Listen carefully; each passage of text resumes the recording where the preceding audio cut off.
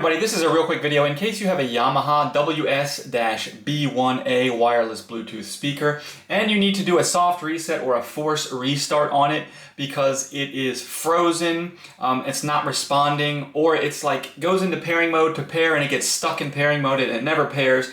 So you just need to kind of force it to power cycle to clear out whatever error is going on, but you do not want to reinitialize it. You do not want to factory reset it. You want to keep all the pairing history and everything in there so that it will still automatically pair with your devices and everything like that. This is a really easy thing to do. So all we need to do if it's frozen or anything like that is just come in and press and hold the power button for 10 seconds. And after 10 seconds, it should restart. And sometimes after the 10 seconds, it will turn off, but it will fail to restart. If that happens, that's no big deal. Just release the button and then hold it again for another 3 seconds to power on the unit. So hopefully that fixes whatever issue you're having. If it doesn't, I'll go ahead and put a link in the description to how to do the full factory reset.